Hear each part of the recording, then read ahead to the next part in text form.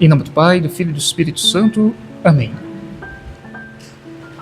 Ave Maria, cheia de graça, o Senhor é convosco. Bendita sois vós entre as mulheres, bendito é o fruto do vosso ventre, Jesus. Santa Maria, Mãe de Deus, rogai por nós, pecadores, agora e na hora de nossa morte. Amém. Em nome do Pai, do Filho e do Espírito Santo. Amém. Santo Tomás de Aquino é um santo que eu gosto bastante desse santo. É um santo que mexe com o emocional, mexe com o intelectual. É um santo que eu aprendi muito na filosofia, quando eu fiz filosofia.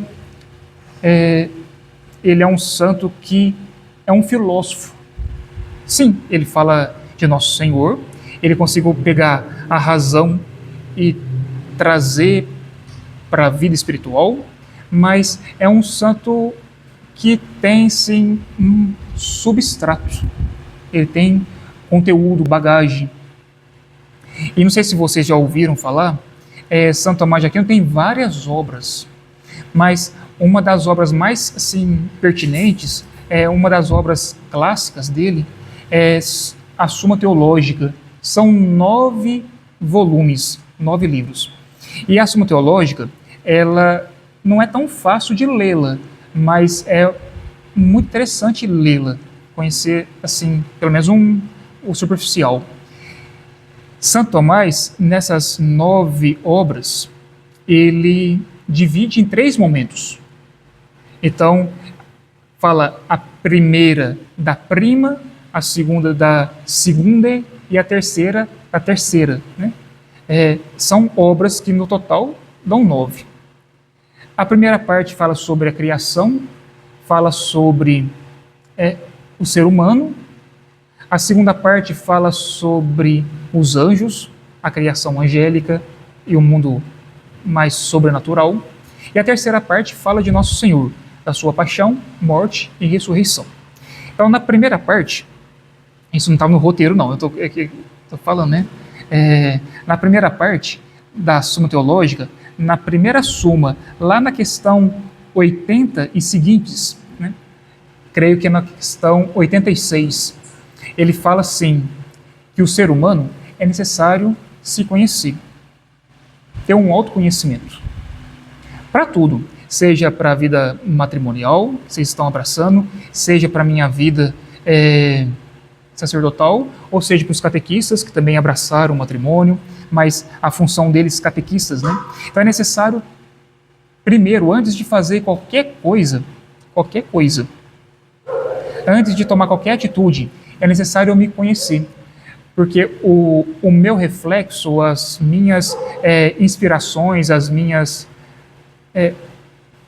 reações, os meus sentimentos, eles falam na coisa que eu vou fazer. Na coisa, entre aspas, né?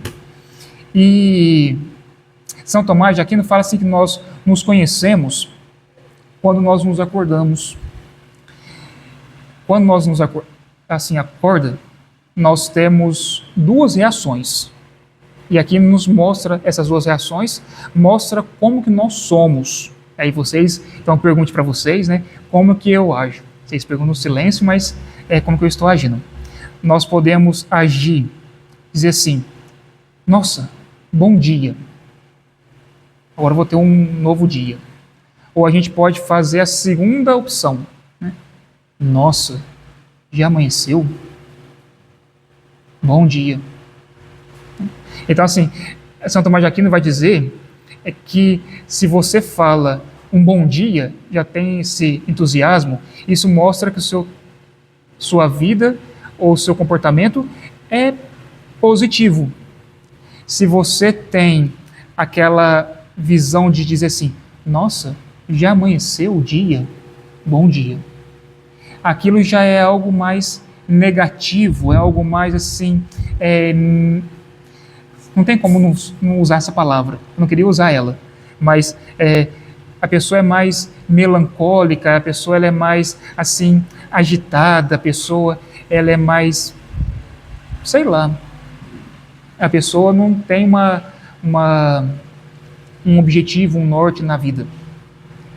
Porque ela já está cansada antes de levantar. E eu achei interessante quando que eu li essa questão para preparar para vocês, né? E de falar bom dia. É uma coisa muito simples, que todos nós fazemos. Que todos nós, de alguma maneira, praticamos. Então, a primeira coisa que nós, depois de autoconhecer, então já não é a primeira coisa, né? É o segundo passo. O segundo passo que nós precisamos dizer para nós mesmos é que o matrimônio não é uma criação humana, o matrimônio não é uma criação a nível, eu sei que vocês já sabem, mas muitas vezes aquilo que é tão simplório na nossa vida, nós damos pouca relevância. Aquilo que não tem tanto valor, nós quase que, no bom sentido, entre aspas, esnobamos. Né? Mas o casamento, então, não é uma criação humana, ela não é uma criação de um complexo social, o matrimônio não é uma entidade.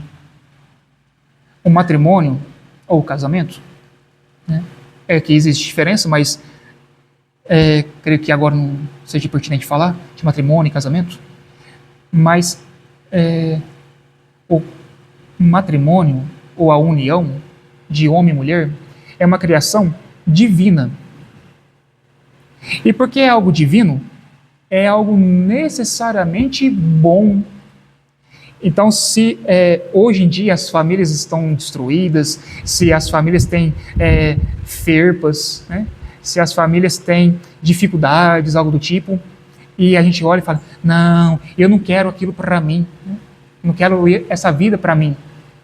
É que a gente tem um olhar, talvez, muito humanizante e pouco divinizante. Então, para que nós tenhamos bem claro, que o casamento vem de Deus. E nós somos católicos, nós fomos batizados, nós somos filho de Deus, nós somos filha de Deus. O fato é, e isso é verdade, né, que as minhas ações nem sempre é de um filho de Deus, nem sempre é de uma filha de Deus. Muitas vezes eu digo que eu sou cristão, que eu sou cristã, mas as minhas atitudes é de um pagão, é de um herege. Vocês conhecem a palavra herege, né? Então, é de uma pessoa que professa a fé, mas não vive a fé. Ah, padre, mas isso é muito difícil, né? O senhor está querendo cortar um cabelo no meio. Sim, parabéns. Compreendeu. É difícil mesmo. Para o homem é impossível. Mas Deus, vendo a fragilidade do ser humano, Ele envia até o mundo o seu Filho.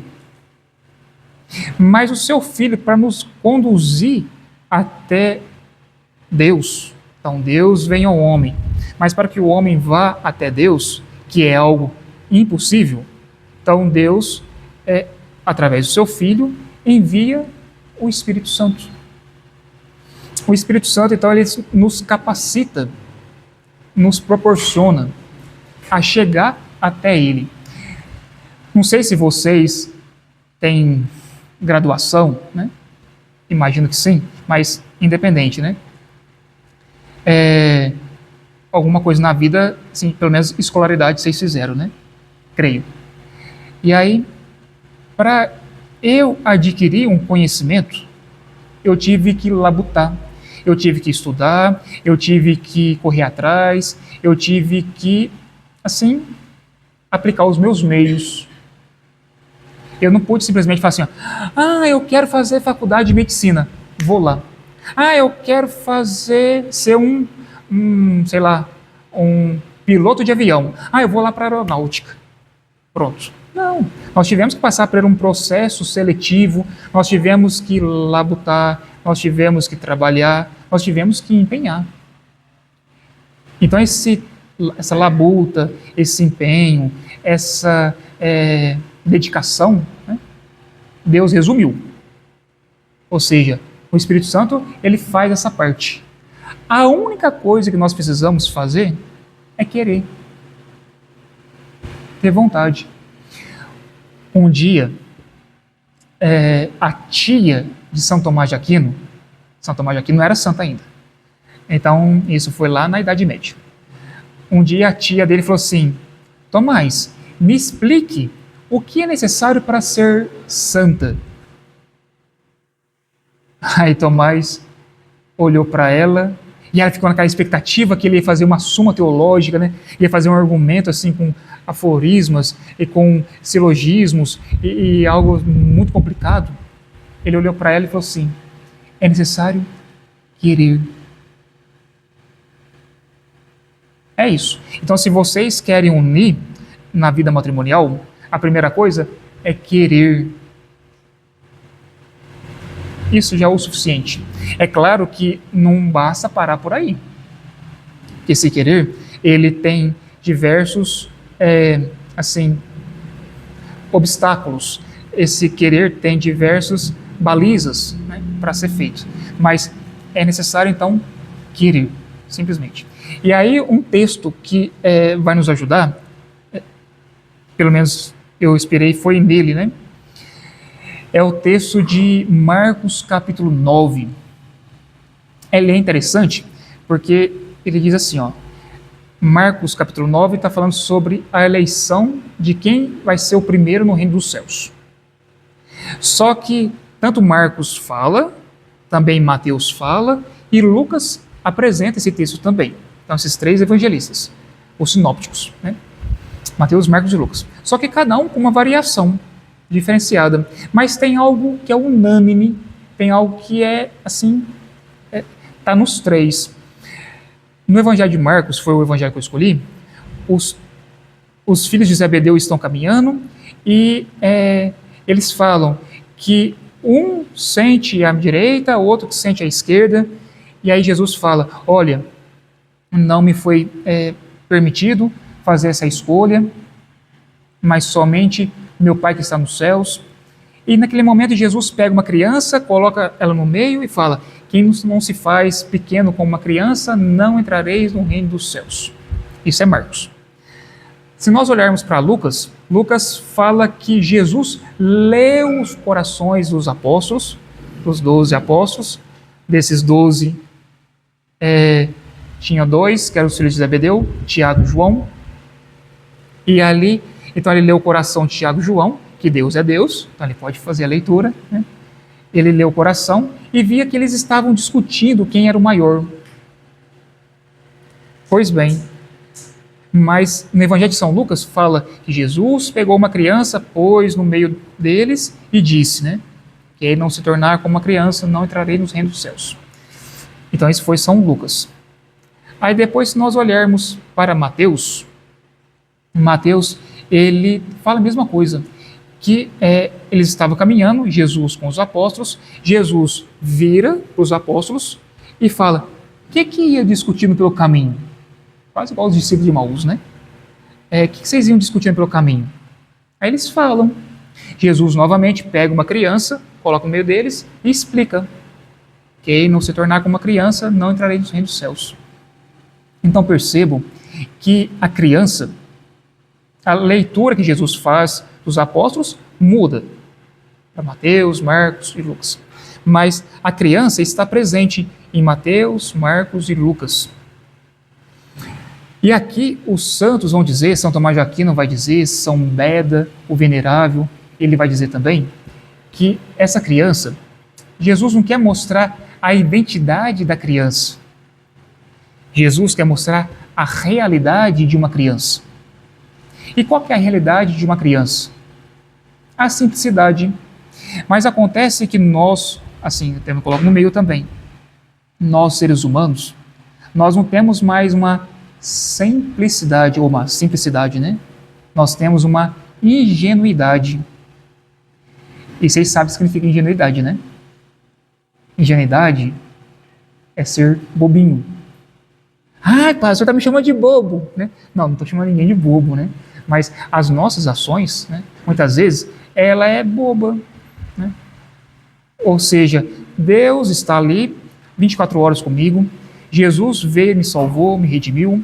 O Espírito Santo está fomentando minha vida porque eu fui batizado, eu fui batizada.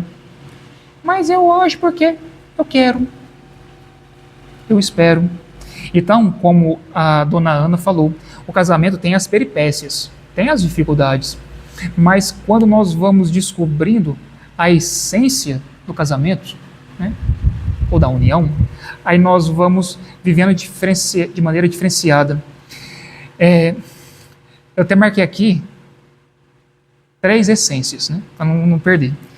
Mas acho que vocês vão compreender. Falar assim, é óbvio, né? Se nós olhamos para uma flor, o que nós esperamos da flor não é a beleza. A beleza é secundária. Quando nós olhamos para uma flor, o que nós esperamos da flor é a sua essência. Se ela é cheirosa ou se ela tem um cheiro repugnante. Aí, devido ser um cheiro, assim, um odor forte, a gente fala, nossa, ela é até feia. Não, assim, né? Ou se ela tem um cheiro bonito, talvez ela é muito simplória e fala, nossa, mas ela tem um cheiro, né? Nossa, pensando bem aqui, vendo os detalhinhos, ela é bonita. Se nós vamos até um favo de mel, a primeira coisa que você espera não é que lá tem abelha, se o favo de mel foi produzido pelo apicultor, né? Não, nada disso, né? Mas nós olhamos para o favo de mel e nós esperamos lá uma doçura, o doce. A essência do mel é o doce. A essência da flor é o cheiro, é o perfume. E qual que é a essência do amor? Vocês já pararam para perguntar, assim, para se interrogar? A essência do amor, hoje no século XXI, no mundo odierno que nós vivemos, muitas vezes, com todo respeito, né? Mas muitas vezes a essência do amor é o desejo, é o descartável. Eu uso o outro ou a outra enquanto eu quero, e quando esse outro ou essa outra me satisfaz. E quando esse outro é bonito, essa outra tem um corpo de violão. Mas a hora que esse corpo de violão vira violoncelo, a hora que esse corpo bonito vira um trombone, não quero mais. Ou, com todo respeito, de novo, na hora que eu como a fruta e me lambuzo, aí eu falo, não é isso que eu quero. Então, perceba assim que hoje em dia, vamos pegar um matrimônio, depois eu vou pegar o sacerdócio. O matrimônio é assim, eu uso o outrem, repito, seja a mulher ou o homem, eu uso e depois descarto. Porque nós estamos numa sociedade de descarte. Nós temos hoje em dia aquela tecla no computador que chama backspace. Backspace significa escreve o texto. Você não gostou do texto? Backspace, apaga. Apaga tudo, escreve tudo de novo. Eu estou escrevendo à mão. Você não gostou? Arranca a folha, amassa, joga fora. Pega outra. Vou no guarda-roupa, abro. Não quero colocar preto, nem quero colocar cinza, quero colocar vermelho. Você põe a roupa vermelha. Aí você chega assim no espelho, não ficou legal. Você arranca a roupa, joga na cama e vai lá e fala, eu quero colocar preto. Então assim, as pessoas hoje em dia, de maneira geral, as pessoas estão descartáveis. O clero também é assim. Ou seja, eu sou bom enquanto eu faço algo para o meu bispo. A partir do momento que eu não faço nada, vocês não servem. A vida é assim. Enquanto vocês são jovens, enquanto vocês trabalham, pagam os impostos, os tributos, vocês votam, vocês são excelentes. O governo aplaude. A partir do momento que vocês começam a definhar na vida, né? Aí vocês começam a usar SUS, aí depois a família não quer mais abrigar vocês, aí vocês têm que procurar uma casa de repouso, um lar de idosos, vocês começam a dar gasto para o governo. A partir do momento que vocês já não começam mais a votar, já não tem mais obrigação, vocês é uma coisa. O mundo nos faz assim, mas Deus não nos faz assim. Deus é fiel. Deus é justo. Deus é bom. Então, assim, a essência do amor nada mais é, recapitulando, se a essência da flor é o perfume, do mel é a doçura, né? A essência do amor é a doação. É se doar. Padre, mas eu, como é que fico? Meu bem, você não fica. Você não tem mais vida. Agora, você vive para sua esposa, a sua esposa vive para o seu esposo, para o seu marido. Ou seja, vocês já são uma só carne. Ou seja, você zela para que a alma dela viva a santidade, você zela para que a alma dele encontre os céus. Daí a palavra concórdia. Concórdia significa com o coração. Então, com, né? E córdia, cordis, coração. Então, a partir do momento que eu estou com aquele outrem, né, o meu coração não é mais meu, o coração é daquela pessoa. Então significa que eu não posso ter mais vontade própria. Não, você pode ter vontade, você terá vontade. Né? Isso não quer dizer que você casou, você não tem mais desejo, você não tem mais inclinação para o pecado, para as coisas carnais, ou, quando eu despedir de novo, as coisas sexuais. Não, você tem, você é um ser humano. E isso é bom, isso prova que você está vivo e você está viva. Isso prova que você não é uma ameba. Só que você sabe controlar. Não, eu não posso fazer tal coisa porque eu tenho um esposo, eu tenho uma esposa. Não, eu não posso fazer tal coisa porque eu estou constituindo uma família. Eu quero crescer na santidade. Não porque eu quero ser um santo ou uma santa de altar, né? Mas eu quero estar com o Pai. Não sei se vocês já ouviram falar aquele ditado assim: filho de peixe, peixinho é. Filho de padeiro, padeiro é. E filho de Deus? No mínimo, santo deveríamos ser. Me coloco até aqui no meio também. Santo deveríamos ser. É claro que a vida, ela assim, tem tantas peripécias. Tem peripécias, mas falo pela quarta vez, eu acho, né? Nós temos o Espírito Santo. Nós precisamos pedir ajuda, apoio, né? Nós precisamos correr atrás. Se nós queremos, se nós temos objetivo, se nós temos foco, então nós podemos, com a graça divina, sozinhos, nunca. Né? Então, assim,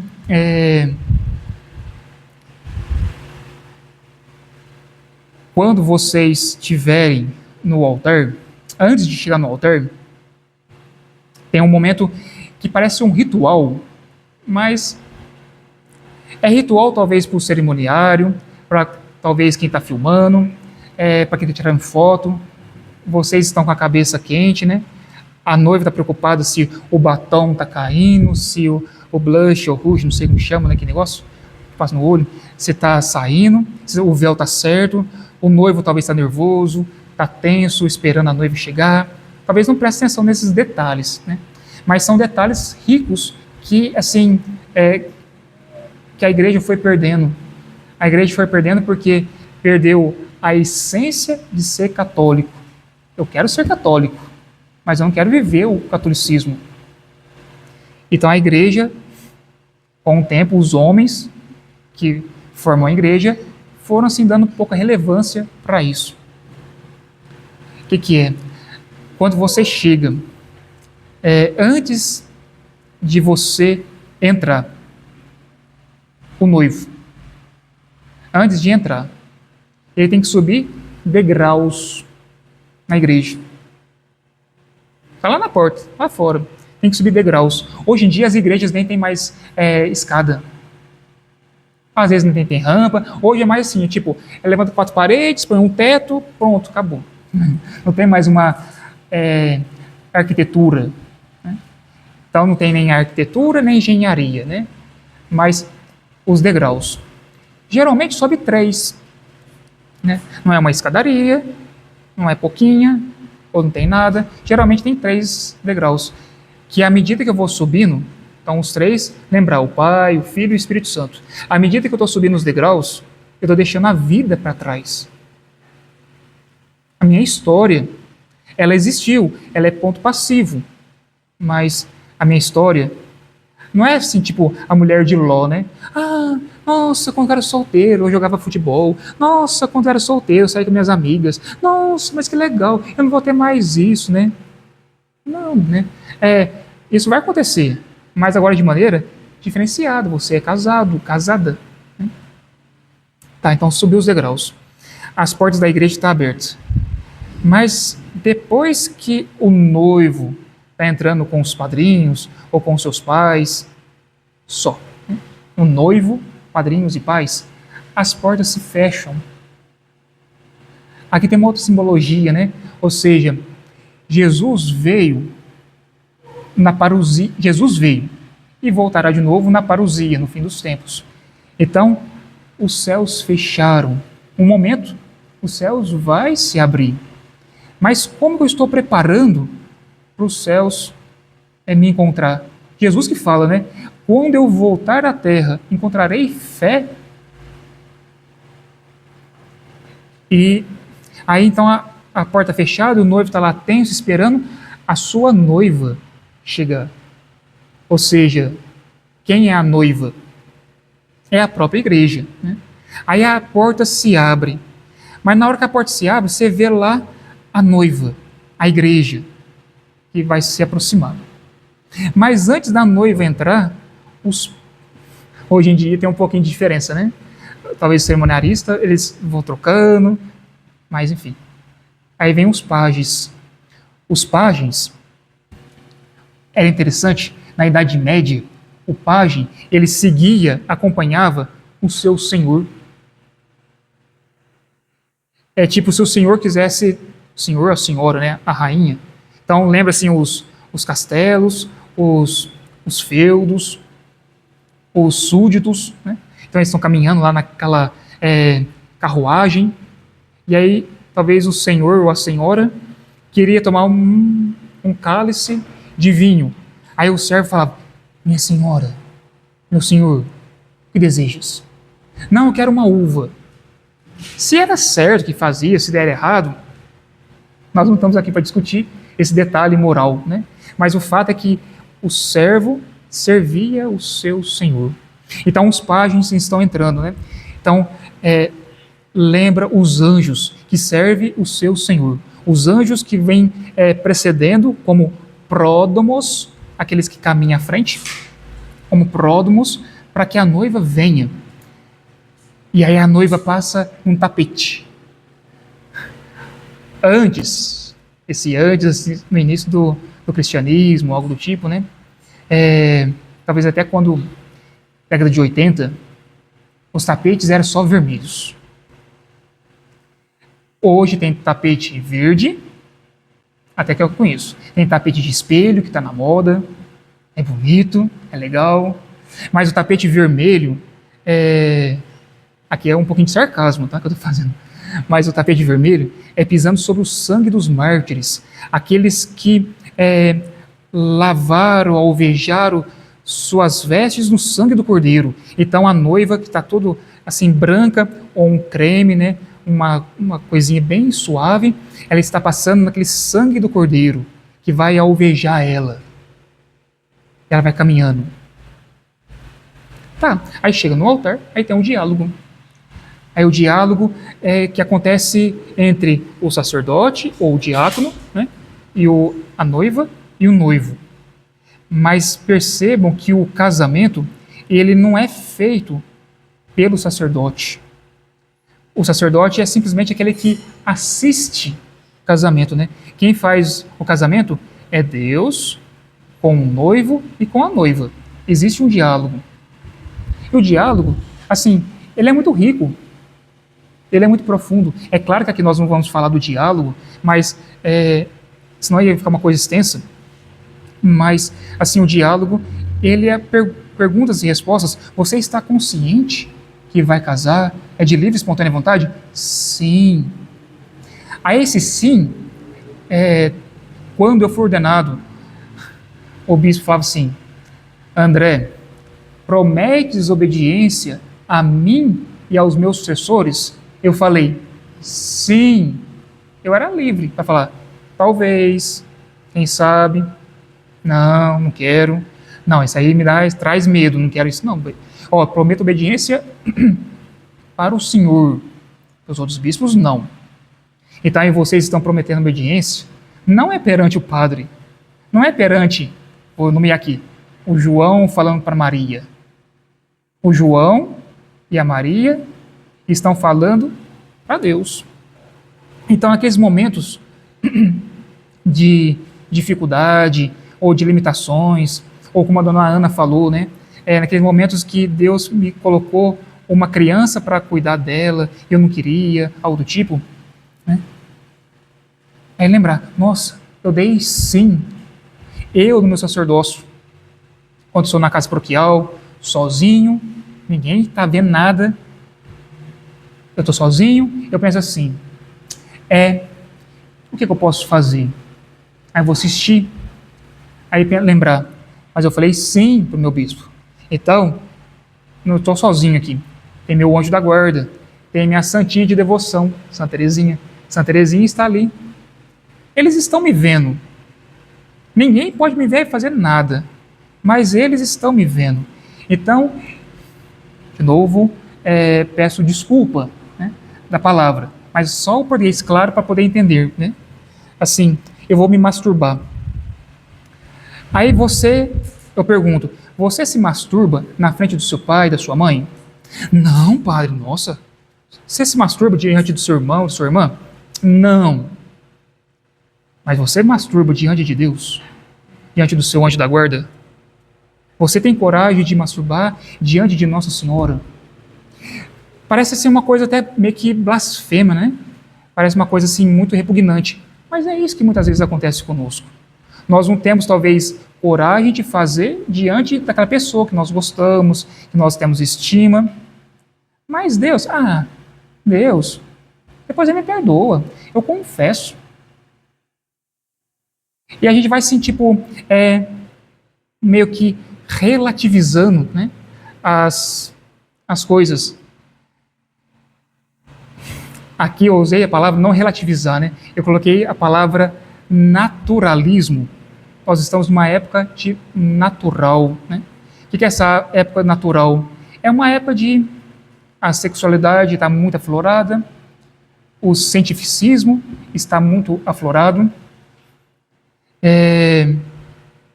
Então perceber que a vida, dona Ana, obrigado, terá as recompensas no céu por um copo de água que dá. Tá? Tá bom, obrigado. E nós estamos nessa época muito naturalista, né? Biológica, sexualista, né? Ver mais simplesmente o desejo. O desejo está em cima. O desejo de ter um carro, o desejo de ter uma esposa, o desejo de ter um esposo, o desejo de ter um tablet, o desejo de ter uma roupa, o desejo de ter um celular de última geração, o desejo. Nada contra, né? Mas, tipo assim, existe até uma logomarca que fala, não posso falar que tá gravando, né? Mas tá bom. É uma marca que você já conhece, né? Então depois vai para a internet e depois aí pode processar. Mas tá bom. E a gente fica nisso, nesse desejo. Mas o desejo tem diferença de vontade. E aqui termino, né? O desejo é algo irracional. A vontade é algo que você pensa antes de agir. Eu dou um exemplo. Eu não pensei nisso, surgiu agora, né? Esse exemplo, mas pensa assim, ó. Eu acabei de almoçar, daqui a pouco, é 11h41, daqui a pouco vocês vão almoçar, né?